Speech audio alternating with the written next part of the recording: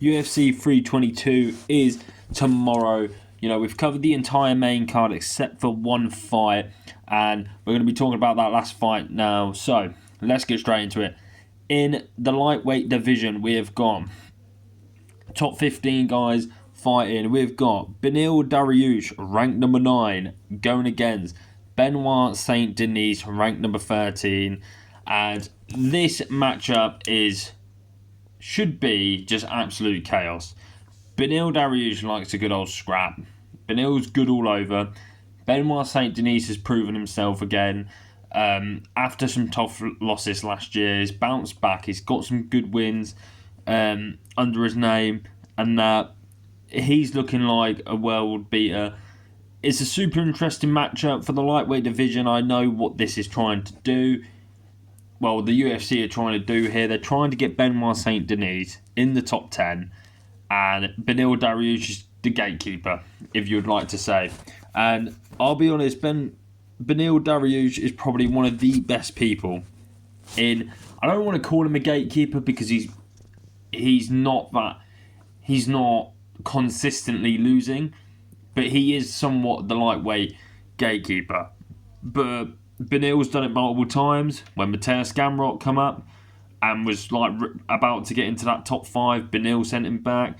Renato Moicano, same thing with him. He was coming into the top 10-5. Beneil beat him again. So it's the old comer, it's the veteran v the newcomer. But let's get straight into it. We're going to talk about the stats. We're going to talk about, all this stuff. So, on the left, Beneil Dariush, ranked number 9, lightweight, I was about to say welterweight. His record, 23 wins, 6 losses and 1 draw. That's a great record, to be fair. And his losses, to be fair, are all to majority good people. But we'll talk about his wins. So he's got Michael Johnson. Michael Johnson back in the day was really good. Jim Miller, same thing there. Tony Ferguson. You could argue Beneil kind of beat him as Tony was still good. Tony at the time only lost to Gaethje and Charles. He was on a 2-fight losing streak, was not awful. And then Beneil was the third one to get a win. Mateusz Gamrot, like I said, Mateusz Gamrot was really good. And Renato Moicano. Some great wins there, to be fair, for Dariush. Especially the Mateusz Gamrot one. I think that's probably his most impressive win. And the Renato Moicano one, because Moicano's recently has looked really good on form, but the Mateusz Gamrot one was the one. Losses, he lost to Michael Chiesa. Yeah, that's fair enough. Edson Barboza. To be fair, Barboza sent him to the nether realm. Barboza threw a flying knee and caught him and knocked him out cold. Anthony Hernandez was good at one point. The number 2 or 1 ranked lightweight, Arman Sarukian. It's not. What I'm trying to say here is it's a good loss because you're losing to the top guys. So, okay, you've lost to this person, lost to this one, but they're all top 5 guys. And obviously, Charles Oliveira. They're his notable losses anyway. I know that's 1, 2, 3, 4, 5. He lost to another guy who I don't even know him, so I left him out of it. But yeah, Beneil Dariush in the UFC, he served his time. He's fought quite a lot of the best lightweights, out there. He's got 5 wins by KO, 8 submissions, 8 first-round finishes. Beneil Dariush is a finisher, and he's got power. He's got power in that left hand. Go watch the Mateusz Gamrot fight. When he drops Mateusz Gamrot, it sounds like a bazooka. Just an absolute cannon of a punch. Like, he hits him and it's like, boom. And you hear it and it's in a full-packed arena. It weren't in the Apex or anything like that. You could hear this shot. And this shot was mental. But, he's a hard matchup for anyone. These are some of the notes I've got written down. He's a hard matchup for anyone, to be fair. There was a point in time where people thought, when Islam was coming up, that Dariush was the guy who could beat Islam Makhachev. They were booked at one point. I'm quite sad it never happened because Dariush was on a roll. Islam, obviously being Islam, he's a GOAT in general. It's a matchup we kind of got robbed off. But Dariush is a hard matchup for anyone.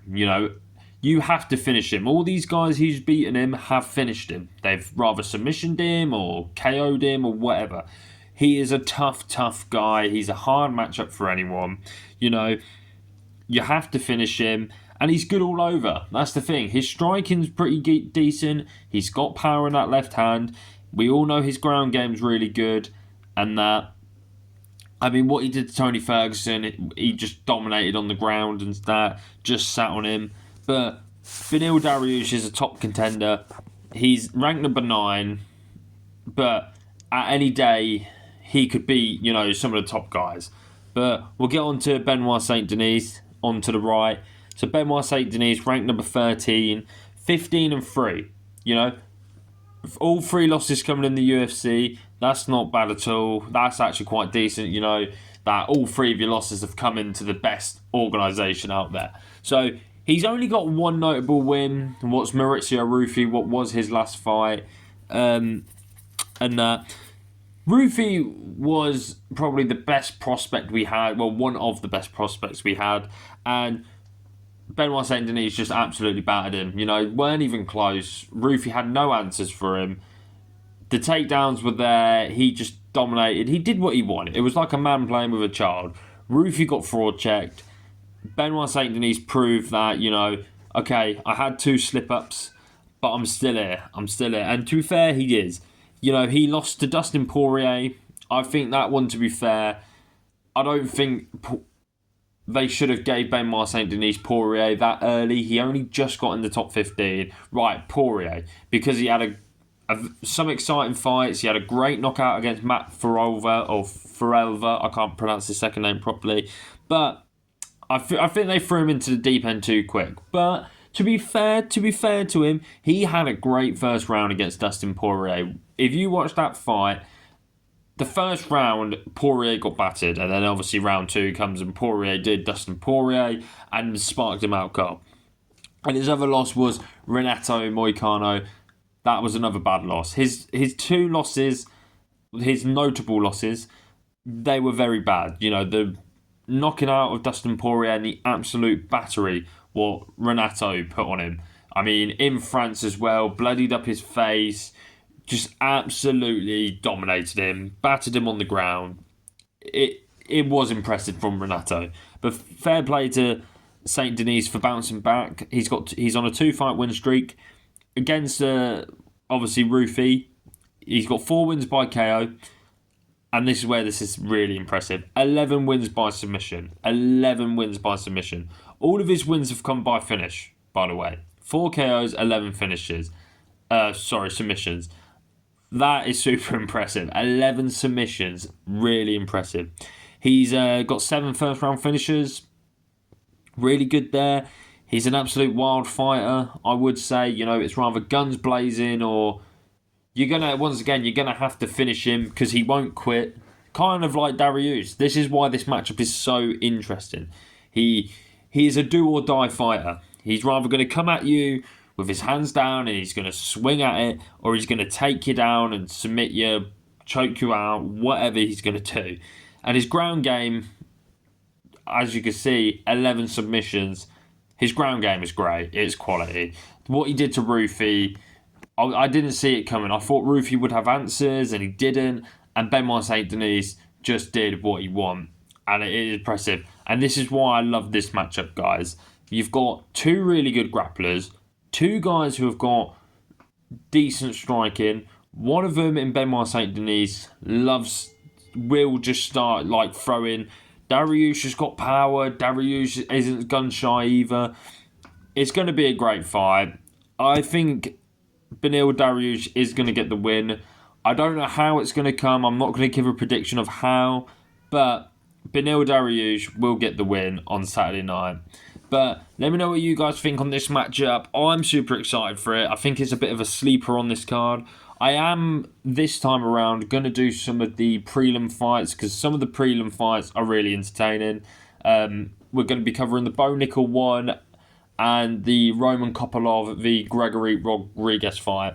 That is one of the fights I'm most looking forward to on on this card. So we're going to cover those. I'll have a look at the rest of the prelims and see if there's anything else I would like to cover. But yeah, they're the two fights I'm going to cover on the prelims, so stay tuned for those, and I'll catch you in a bit.